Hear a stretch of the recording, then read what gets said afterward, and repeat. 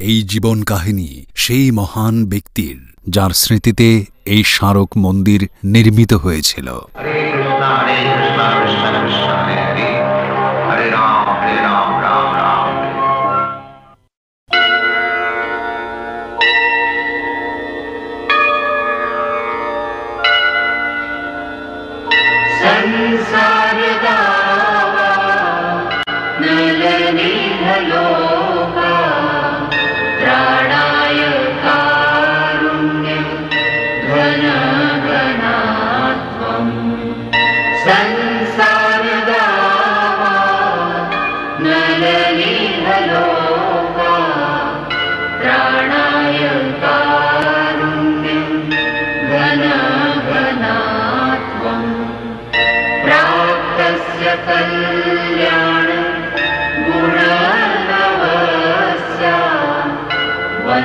वन्दे गुरो श्री चरणारविन्दम्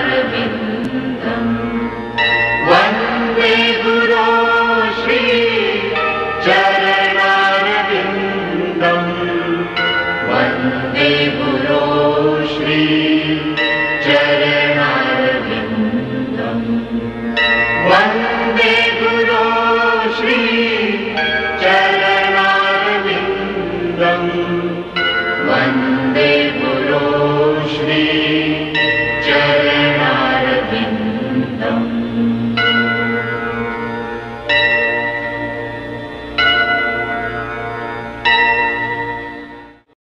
গত পর্বে আমরা দেখেছি অভয়ের প্রথম সন্তানের জন্ম এবং ব্রিটিশ রাজের প্রতি ভক্তি সিদ্ধান্ত সরস্বতী ঠাকুরের অবজ্ঞা। বাবু বাবু দাদাবাবু এসে গেছেন। হ্যাঁ, বৌমনি আর খোকা বাবু। আরে ভাবতে বসে সময়েরই খেয়াল নেই। অভয়, এসো এসো। এসে গেছে। থাক মা, দেখি দেখি দেখি। ওলে ওলে ওলে ওলে। এসো বাবা, রাধা গোবিন্দের আশীর্বাদ নাও। এসো এসো এসো। চল সাবধানে। চল চল ওইদিকে চল। এসো, প্রণাম করো। ওকে ওখানে রাখো।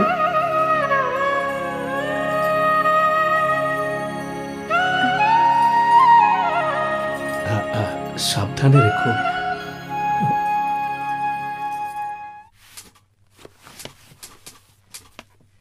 নমস্কার ম্যানেজার বাবু।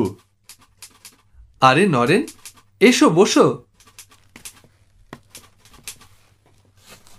তোমার ব্যাপার কি, একেবারে ডুমুরের ফুল? ভাই, আমি তো তোমার সামনেই। আচ্ছা, একটু অপেক্ষা করো।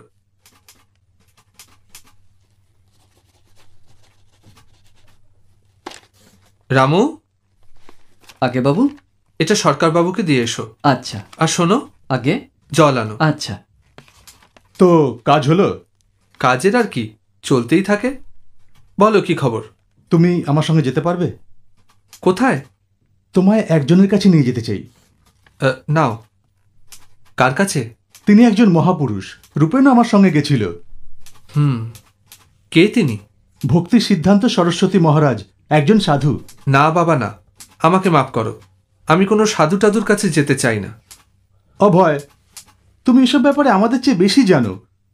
আমি যার কথা বলছি তিনি সাধারণ ব্যক্তি নন, বিরাট পণ্ডিত। তিনি মায়াপুর থেকে এসেছেন, এই কাছেই উল্টোডাঙায় আছেন। দেখো, এখন হাতে প্রচুর কাজ, পরে যাওয়া যাবে খন। অবাক কাণ্ড! তুমি এত ধার্মিক হয়ে একজন সাধুর কাছে যেতে আপত্তি করছো?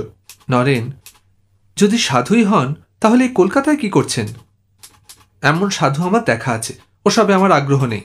সেই জন্যই তো বলছি, একবার গিয়ে তো দেখো, তারপর আমায় তোমার মতামত জানিও।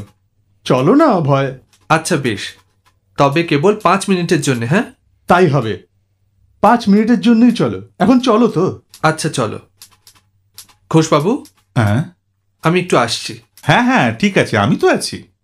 চলো নরেন। চলো।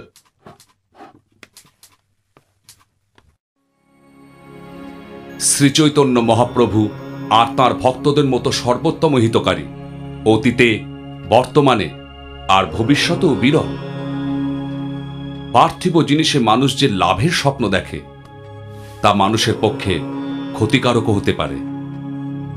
কিন্তু শ্রী চৈতন্য মহাপ্রভু আর তার ভক্তদের কাছ থেকে আমরা যা লাভ করেছি তা মানব জাতির নিত্য কল্যাণের জন্যে। আর সেই লাভ কেবল একটি দেশ অথবা একটি জাতির জন্যেই নয়, বরং সমগ্র জগতের কাছে তো উপকারী। সেই জন্যে শ্রী চৈতন্য মহাপ্রভুর বাণী প্রচার করা আমাদের পরম কর্তব্য। তুমি তো শিক্ষিত, তুমি শ্রী চৈতন্য মহাপ্রভুর বাণী প্রচার করো না কেন? কে, আমি? হ্যাঁ, তুমি যাও, জগতের প্রতিটি প্রান্তে গিয়ে প্রচার করো, সেটাই তোমার পরম কর্তব্য। কিছু মনে করবেন না, কিন্তু আজকের এই পরিবেশে আমায় শুনবে কে? এখন তো দেশের আবাল বৃদ্ধ বনিতা সবাই স্বাধীনতার মন্ত্রে দীক্ষিত। তুমি ঠিক বলেছ, দেশকে স্বাধীন করাও আমাদের কর্তব্য, কিন্তু তা পরম কর্তব্য নয়। তুমি কি মনে করো ইংরেজদের থেকে স্বাধীনতা পেলে তুমি স্বাধীন হয়ে যাবে? রাজ্য শাসক বদলে যাবে, তবে রাজনীতি বদলাবে না। আমি যে স্বাধীনতা লাভের কথা বলছি তা রাজনৈতিক সীমার বন্ধন থেকে মুক্ত। এই পার্থিব জগতে সবকিছুই অস্থায়ী, একমাত্র কৃষ্ণ ভক্তি হল ধ্রুব সত্য। মানুষের তৈরি রাজনৈতিক নিয়ম কখনোই মানব জাতির পক্ষে লাভজনক হতে পারে না। এটা বেদশাস্ত্র আর গুরু শিষ্য পরম্পরার সিদ্ধান্ত।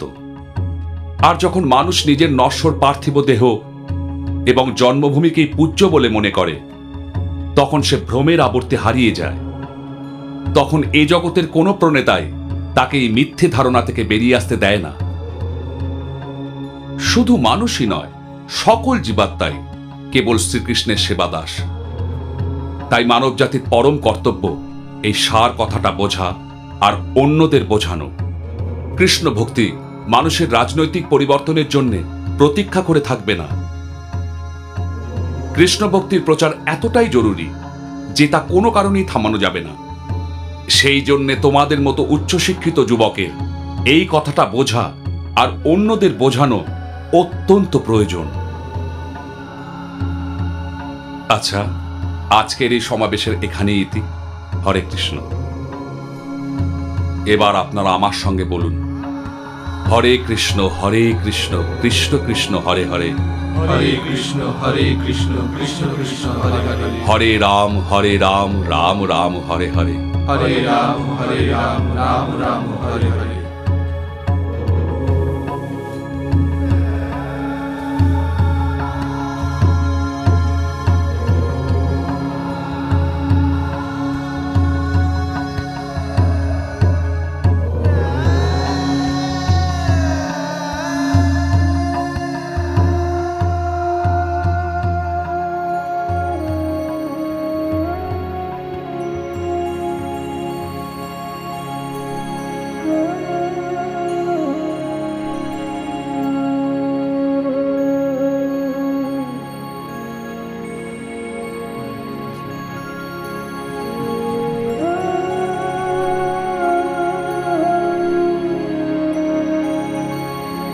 বাহ,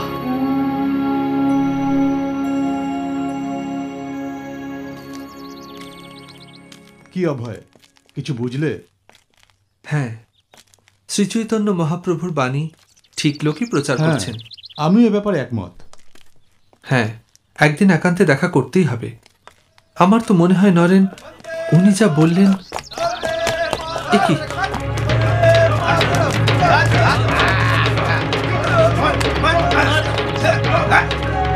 বাহ, ভাই হয়ে ভাইকে মারছে।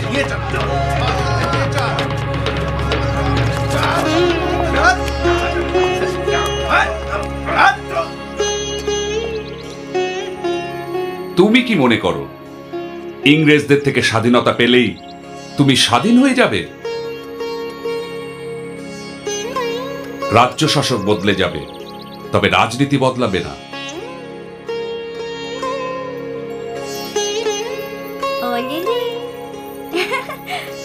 ধরতো, এই ধরতো। ওরে দস্যি ছেলে, কি হচ্ছে? ধরতো, ধর।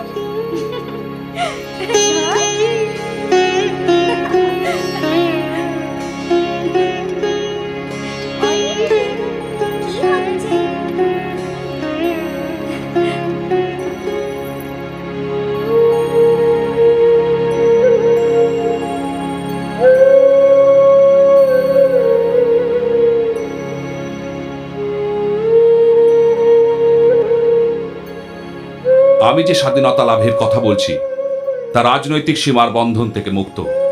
কৃষ্ণ ভক্তি ভারতের রাজনৈতিক পরিবর্তনের জন্য প্রতীক্ষা করে থাকবে না। কৃষ্ণ ভক্তির প্রচার এতটাই জরুরি যে তা কোনো কারণেই থামানো যাবে না। হরে কৃষ্ণ কৃষ্ণ কৃষ্ণ হরে রাম হরে কৃষ্ণ রাম রাম হরে হরে কৃষ্ণ। বলুন। আমি গুরু মহারাজের কাছে এসেছি। দুঃখিত, তা সম্ভব নয়। গুরু মহারাজ আজ ভোরেই জগন্নাথপুরী যাত্রা করেছেন। ওহ, তিনি 2 সপ্তাহ পরে ফিরবেন। আসুন, হরে কৃষ্ণ বসুন। কৃষ্ণ কৃষ্ণ আমি প্রসাদ নিয়ে আসছি। হরে রাম রাম রাম হরে হরে হরে কৃষ্ণ কৃষ্ণ কৃষ্ণ হরে হরে হরে রাম রাম রাম হরে হরে হরে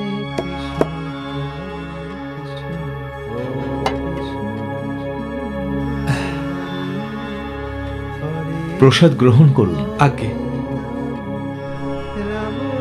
আপনাদের গুরু মহারাজ পরম বিদ্বান। কাল ওর প্রচার শুনে বড় ভালো লেগেছে, তাই আজ ওর দর্শনে এসেছিলাম। হ্যাঁ, আমাদের গুরু মহারাজ শুধু জ্ঞানী নন, বিনম্র, মহৎ হৃদয় আর পরম দয়ালু।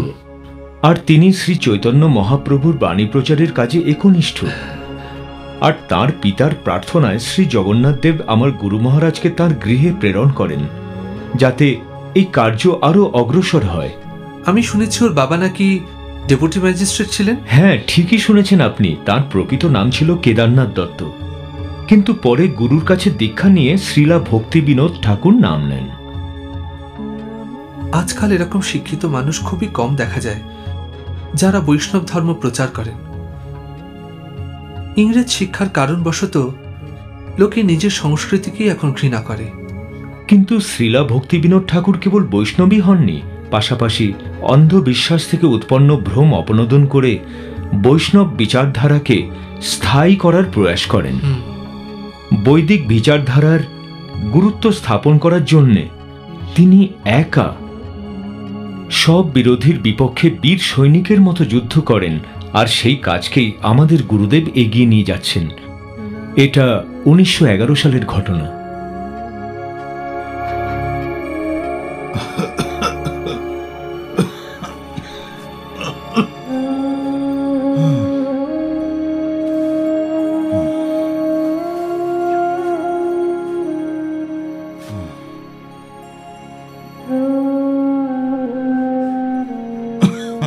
বাবা, আপনার শরীর আজ মোটেই ভালো নেই।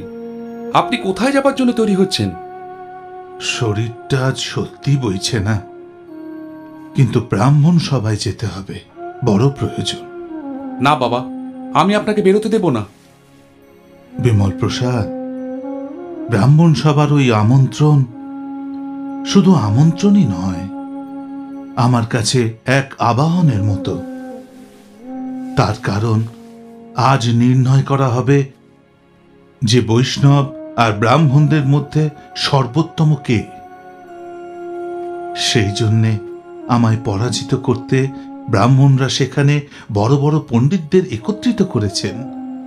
যদি আমি সেখানে না যাই, তাহলে ওরা মনে করবেন যে ভক্তি বিনোদ ঠাকুর কাপুরুষ।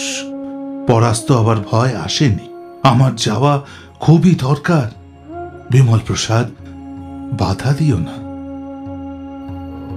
না বাবা, সেখানে যাওয়া যদি এতই জরুরি হয় তবে আমি যাব। তুমি? কেন বাবা, আমার উপর আপনার ভরসা নেই? ভরসা তো অবশ্যই আছে, কিন্তু ওখানে বাবা, গুরু মহারাজ আর আপনার আশীর্বাদে আমি শ্রী চৈতন্য মহাপ্রভুর অনুগামী বৈষ্ণব সম্প্রদায়কে শ্রেষ্ঠ প্রমাণ করার জন্যে সমগ্র জগতের পণ্ডিতদের মুখোমুখি দাঁড়াতে প্রস্তুত, পাথেও শুধু আপনার আশীর্বাদ। তবে যাও বিমল, আমার আশীর্বাদ তোমার সঙ্গে রইল। বিজয়ী হও।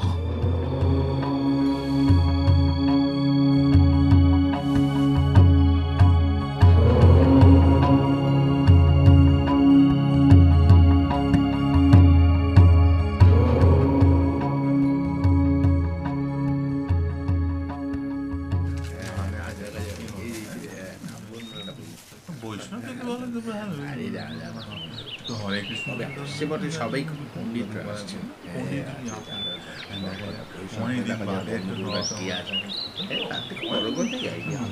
কৃষ্ণ বলে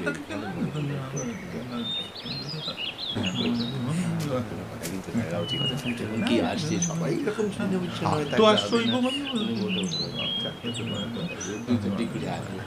সাধু সন্ত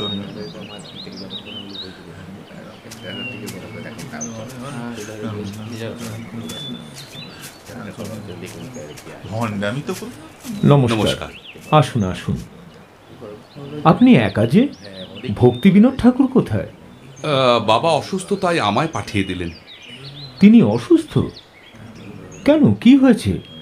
গুরুতর নয়, অতিথিরা এসে গেছেন। হ্যাঁ, কিন্তু একথা শুনলে সবাই বড় হতাশ হবেন বিমল বাবু, যে ঠাকুর মশাই আসতে পারেননি। হরির ইচ্ছা, আপনি আসন গ্রহণ করুন। ব্রাহ্মণ শুনলে কথাটা? ভক্তি বিনোদ ঠাকুর আসেননি, এই যে সাধনা, তার বদলে ছেলেকে পাঠিয়ে দিয়েছেন। উনি প্রধান অন্তরায় ছিলেন। সে কি অন্তরায় কেন? উনি তো ভয় পেয়ে আসেননি। দেখো, সবাই কত বড় বড় পণ্ডিত এসেছেন। ভক্তি বিনোদ ঠাকুর কারোর চেয়ে কম নন। বৈদিক শাস্ত্রে ওঁরা তো জ্ঞান যে শাস্ত্রজ্ঞরাও হার মানেন। আজ উনি এলে ব্যাপারটা জমতো ভালো। চলো এদের কথাই শুনি। চলো চলো, বসুন।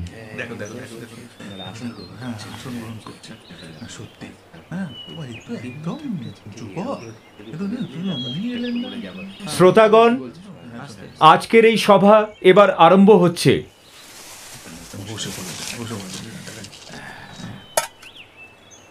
মাননীয় শ্রোতৃবর্গ, ধন্যবাদ।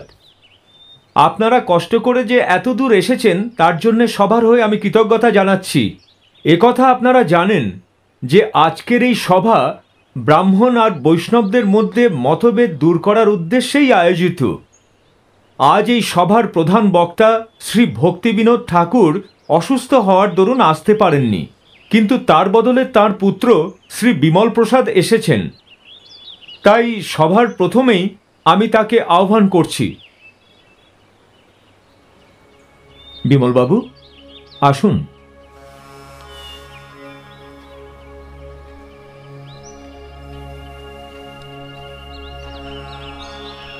নমস্কার। আমার বাবা শ্রী ভক্তি বিনোদ ঠাকুর হঠাৎ অসুস্থ হয়ে পড়ায় আমি এখানে উপস্থিত হয়েছি। আর আশা রাখি আপনারা আমায় কিছু বলার অনুমতি দেবেন। ভারতবর্ষের উত্তর প্রান্তে হিমালয় পর্বতমালা থেকে দক্ষিণে কন্যাকুমারী পর্যন্ত যে পবিত্র ভূমি রয়েছে তা আধ্যাত্মিক বিকাশের পক্ষে সর্বোত্তম। আর এই আধ্যাত্মিক বিকাশে যারা পথপ্রদর্শক তাদেরই ব্রাহ্মণ বলা হয়।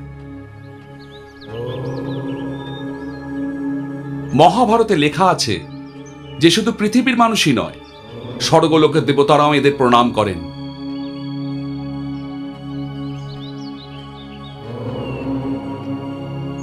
ব্রাহ্মণ অগ্নিসম দীপ্ত হন। তারা এতটাই ক্ষমতাশালী যে তাদের রোষানলে সমগ্র পৃথিবী পুড়ে ছাই হয়ে যেতে পারে। তাদের ক্রোধে উদ্দীপ্ত তেজেই সমুদ্রের জল লবণাক্ত হয়ে গিয়েছে, আর তা পানযোগ্য নেই।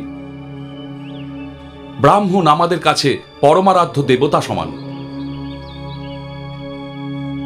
ব্রাহ্মণদের কৃপাগুণেই দেবগণ স্বর্গে বিরাজ করেন। ব্রাহ্মণের মুখনিসৃত কথা কখনো ব্যর্থ হয় না। ব্রাহ্মণকে প্রসন্ন করলে দেবতারাও প্রসন্ন হন। ব্রাহ্মণের স্থান পার্থিব জগতের সর্বোচ্চ শিখরে।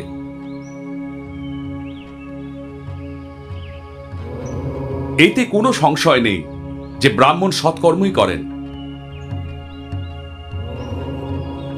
আর পার্থিব দৃষ্টিকোণে মানব জাতির মধ্যে শ্রেষ্ঠ। তবে হ্যাঁ, এর চেয়ে উচ্চ শ্রেণীতে বৈষ্ণবদের দিব্য অবস্থান। কারণ বৈষ্ণবেরা পার্থিব জগতের বন্ধন থেকে মুক্ত, তাঁরা জীবন মৃত্যুর সীমারেখা থেকে আলাদা। আর এই স্বাতন্ত্র্যের প্রকৃত অর্থ হল শ্রীবিষ্ণুর সেবায় আত্মনিবেদন করা। কিন্তু যে ভক্ত নিজেকে পরমেশ্বরের শ্রীচরণ কমলে সমর্পিত করে, সে পার্থিব জগতের প্রভাব থেকে মুক্ত হয়ে যায়।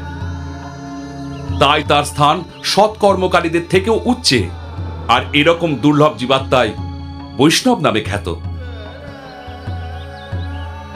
পার্থিব জগৎবাসী যতই সৎকর্ম করুক, তবু এ কথা তারা বুঝতে পারে না। কিন্তু এটাই সত্য, যে মানুষ যতই সৎকর্ম করুক, যতক্ষণ না সে নিজেকে পরমেশ্বরের শ্রীপাদপদ্মে অর্পণ করছে, ততক্ষণ সে এই স্থানে উত্তীর্ণ হতে পারে না যেখানে বৈষ্ণবগণ বিরাজমান। কারণ বৈষ্ণবগণ ভগবান বিষ্ণুর শ্রীচরণেই সমর্পিত।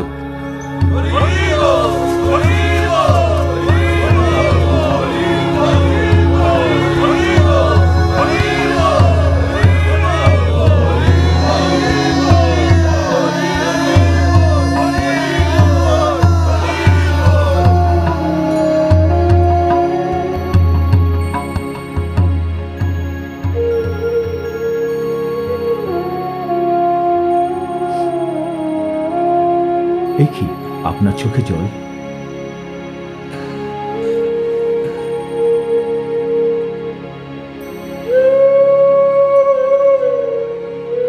আমার জীবনের লক্ষ্য আমি পেয়ে গেছি।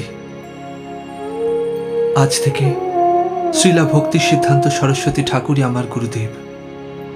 এবার আমি আমার গুরুর পথ অনুসরণ করে আমার সারা জীবন শ্রীচৈতন্য মহাপ্রভুর বাণী প্রচারই অতিবাহিত করব।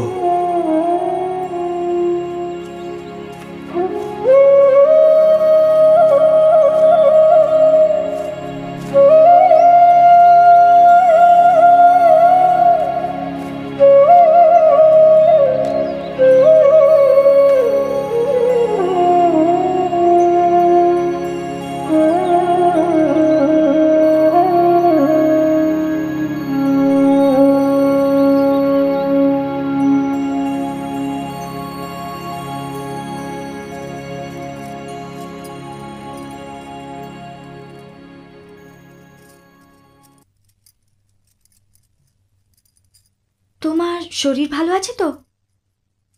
হ্যাঁ। আজ আর কাজে যাবে না? না।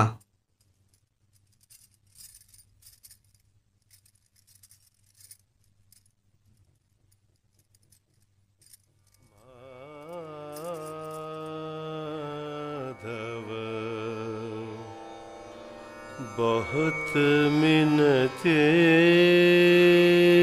करो तो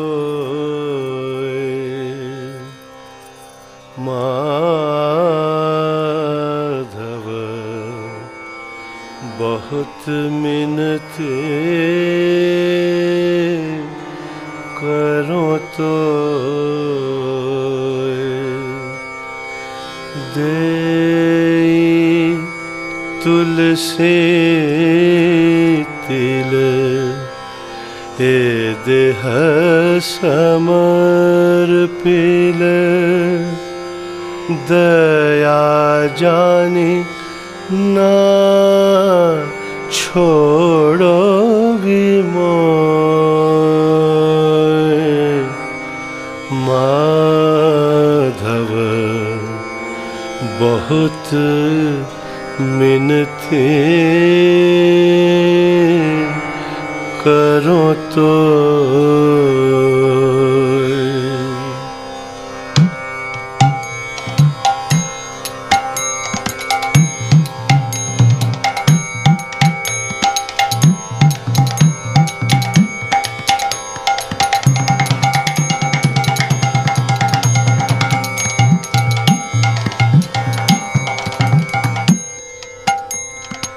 माधव बहुत मिनती करो तो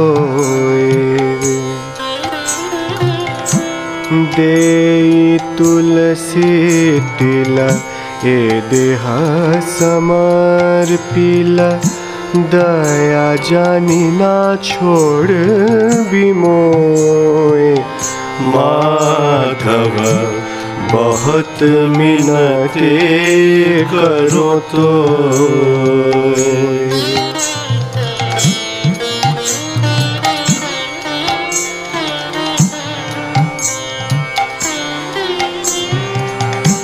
गणित दोष गुण लेश न पाववे गणित दोष गुण लेश न पाववी तुहु जब करव विचार गणित दोष गुण लेस न पावबी तुहु जब करव विचार तुहु जगन्नाथ जगत कहायसे तुहु जगन्नाथ जगत कहायसे जग बाहिर नह छार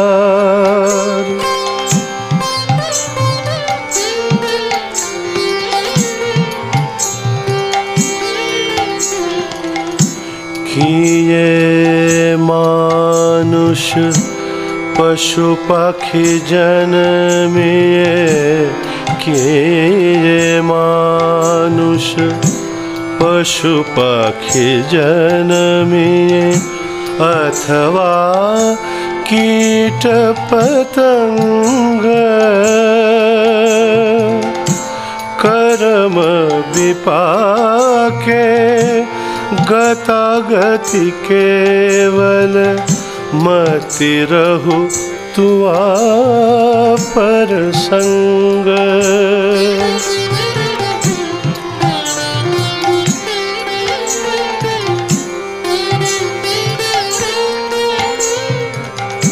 वनय विद्यापति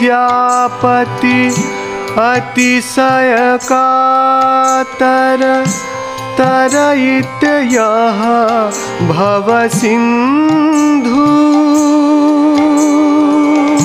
तू आपद पल्लव करि अवलंबन तिलक देह दीनबंधु